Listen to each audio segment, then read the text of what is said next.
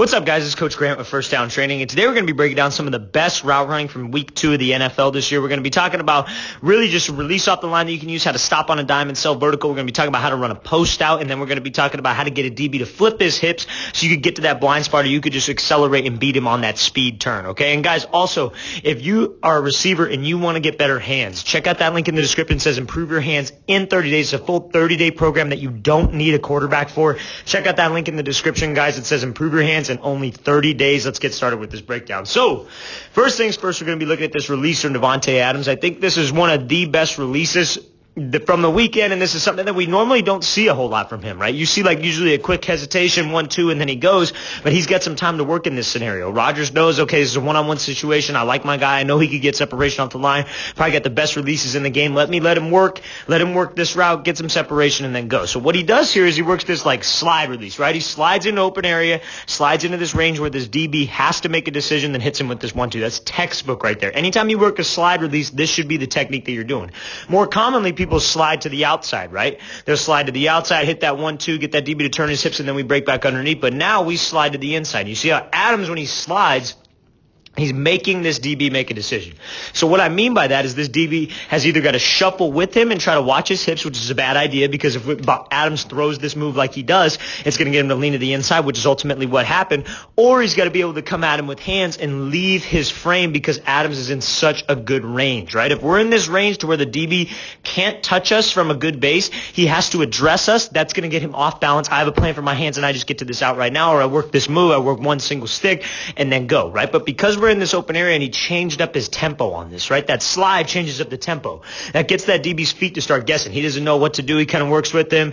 He's waiting for this thing. He's trying to watch his hips. Then Adam does a great job of throwing 1-2, and he's really pushing off of that inside leg. You see how much he's pushing off that inside arch of his foot and throwing his upper half, because that's where that DB should be watching, right? DB should be watching those hips. So let's make sure I throw my hip. Let's make sure I'm here and I go quick throw and I keep that weight on the inside arch of my foot so I could drive back to the out route, right? Because it's not enough to just get separation and get his hips to turn. I got to make him pay for being right here. I got to make him pay for overcommitting. So I got to make sure that I'm able to accelerate out, burst up field so I could widen this gap, win the race back to the ball, and then be able to burst up field. So you see how he's here. He avoids that contact, and he's driving those arms, widening the gap with this DB. That's textbook right there off the line by Adams. So watch this release full speed again, right? Hesitate, get him in that open space, kind of lull him into the open area. You see the angle he attacks. He doesn't go super flat so this DB can just shuffle with him, but he doesn't get into the range where the DB can touch him and cover himself, right? He gets into that nice, like almost 45 range. And again, this is all stuff that he's not thinking about. He's not coming to the line and thinking about all these technical details. This is what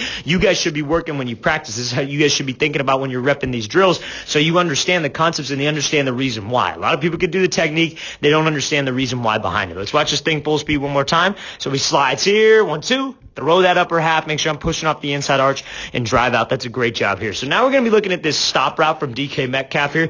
I think he had a freaking great game last night against the best corner in the league, and this really shows how much improved Metcalf is, and I don't think anybody can really critique his route running after some of the plays. You're going to win some, you're going to lose some, but some of the plays that he was able to make last night were big-time plays against probably the best DB, and DB ain't easy. Don't get me wrong. Guarding this guy ain't easy, but I think this answers a lot of questions. So let's watch this full speed. So he's here running full speed, selling vertical, snaps it off, swats those hands, and let's go make a play upfield. Let's go be physical. Let's just do what we do. So now, when he's here on any stop route, fellas, and you're in a situation where this DB's like in this catch and he's trying to force us to that sideline, or maybe if he's an off man, you got to run at him, or even if he's in press man, the most important thing is being able to sell what? Sell vertical, right? So if I could be here and I push to the outside and I get him to run with me because I'm threatening him with my speed, right? He knows Metcalf's a freaking freak athlete. So if you guys are on the bigger side, the faster side, use that to your advantage. You see Tyreek Hill do it all the time. He's so damn fast that when he sells vertical, guys do not want to get beat over the top. And especially a guy his size, vertical threat, that's what sells it. So you see how he goes here and he puts the head down. Let's drive. Let's stay in this 45 angle.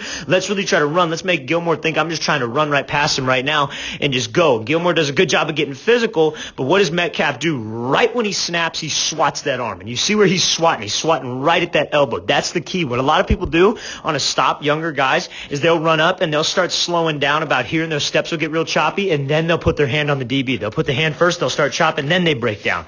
That's not what you want to do because that gives an indicator to the DB of what you're doing.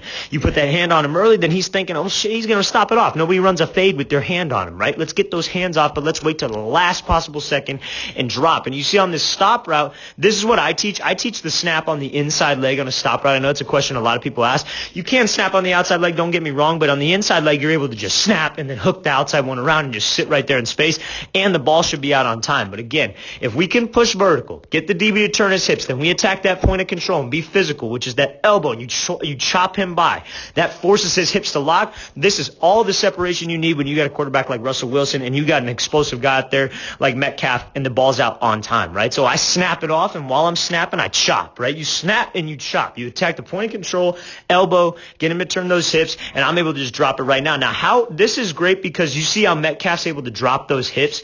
The only way you change direction going full speed is by being violent with your hips. If he tries to cruise into this thing, if he tries to slow down, that's not going to work. You want to be able to be in stride. You see how his stride does not change. He snaps it off, works those hands, is able to stop right on a dime. That's a great route by Metcalf. Great job getting upfield. Let's watch it again full speed one more time. So he's coming out here, pushing vertical, get that head down, swat him by, snap it off. Great job here by Metcalf getting open on that route.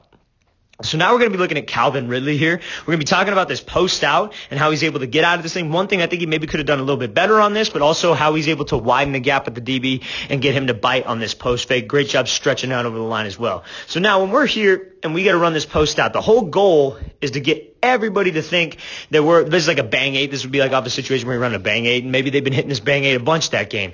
But if you commit your hips, shoulders, eyes, that's what's going to draw this freaking guy in. Because if you just kind of break this thing off, you're looking at the floor, your hips are kind of like if your hips are drifting upfield this way, if I'm a DB, I ain't buying that. Because you're not committed to the post. I don't believe you're running the post. That's a lazy post at best, right? So let's make sure that I break this thing off. He's running this bang eight off that like third outside step. He's going 1, 2, 3, and he's off of here. So 1, 2, 3, or maybe he breaks it off on that second. Maybe this is more like a slant look. Let's watch it again, full speed one more time. So let's count that step. So there he goes. 1, 2. He's breaking off the second outside. So this would be more like, I would say, so like a slant concept here. So maybe like a slant out. This could be also like a post out, right?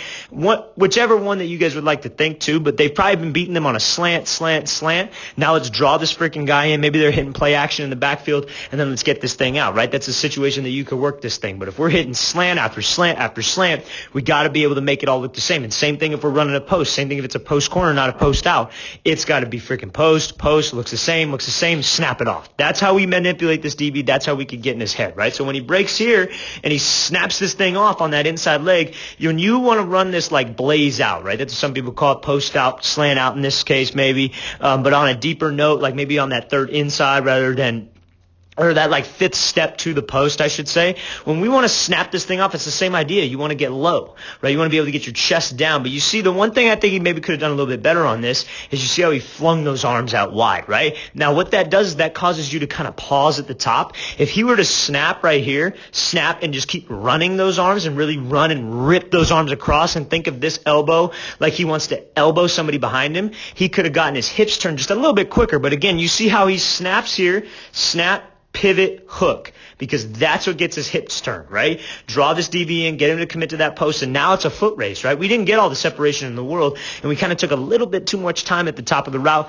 than you would like, right? Than you in a perfect situation. But how we can make up for it, because we got low, because we created some explosion with my hips, is using my arms to drive me out of there. And you see how he starts kicking up into second gear, right? If he would have had the same arms that he had right here into the break, and he would have thought run in, run out, it would have been a little bit smoother, right? But overall, still a great route. Being able to run to the post, sell post, run full speed, drop your hips. I just think the arms are the only thing that could have been done a little bit better on. But running out of this break is so important, because that's what wins this race, right? You're in a race. The ball's coming right here. You're in a race to this ball with this DB. This DB's trying to undercut it. We're here. We're doing a great job. Matt Ryan delivers a great ball, and we win that race. But, dude, not that much, but that's all it takes. You know what I mean? When you got a quarterback who can put the ball on the money like this, that is all it takes. Got to make sure that we're able to win that race. Got to make sure that I run my arms to accelerate out and I'm able to drop my hips on a dime. Let's watch this thing full speed again. Be a salesman first, fellas. You got to be a salesman first. It's a great job here selling this thing. Going off that fifth, 1, 2, 3, drive out, work those arms. Just try to keep those arms running the entire time. It's a great route here by Calvin Ridley. Okay, so now what's up next is this route by Amari Cooper where he just honestly just manipulating with body language, attacking the safety over the top. Maybe it's like a cover 2 situation, I would say, or maybe like a quarters concept where it almost turns into like man coverage, right? In the secondary, whichever it might be. We can't see really the whole field and what we're looking with here. But when we're here and we want to get this DB to turn his hips, if my body language starts to take me out here, that's what'll turn him, right? Because he's looking at those hips, right? That's where that DB's looking. So the second I start to turn my hips, that gets this DB to turn his hips. And it gets him to run. And when I break this thing off, I got to get to that blind spot. So now, or not that blind spot, but I got to force him to speed turn, right? But let's say he had to run a corner, post, corner or something like that, right? He's here, 1, 2, 3, and he breaks that thing off back to the corner. We forced him to speed turn, right? When we force him to speed turn, there's a blind spot that we could play in, right? But if we're just running this straight up deep post off of this kind of stem to the corner right here, we pop this thing off, it's very important that when we're in this position right here, this blind spot, he's going off a field, that's where I gain my speed. I kick up into second gear. I start pumping my arms. I start driving out of there because that's where I'm going to widen the gap. He's forced to speed turn, but he still doesn't know exactly where I'm at. Maybe I broke this thing to the post and I flattened it off. He's still not. He's kind of expecting it. That's what DB's so hard because it's mostly a guessing game. So we got to be able to break this thing off, accelerate, let's get upfield, and let's widen that gap. You see how he's pumping those arms? Let's stay with that. And then it's a great ball over the top by Prescott here. Great route by Amari Cooper. Let's watch this thing full speed one more time. So he's coming out here. See how he angles this thing, gets his hips to turn, breaks this thing off. It's a sudden break, right, fellas? It's not a telegraph break. He's not reaching out for it. If you guys could be in stride, just like how we were talking about Metcalf was in stride, when you're making speed cut, just hard plant, it's just a sudden cut, and then you're out of there right now, okay? All right, guys, if you guys have any questions, please don't hesitate to leave those in the comments. I'll get back to you as soon as possible. And also, again, if you're a receiver and you want to get better hands, check out that link in the description. It says improve your hands in 30 days. You don't need a quarterback. This is not one where you need a quarterback to throw you 100 different balls a day. This is stuff you can do on your own, at home. Hope to get you guys on that soon. I'll see you guys next time.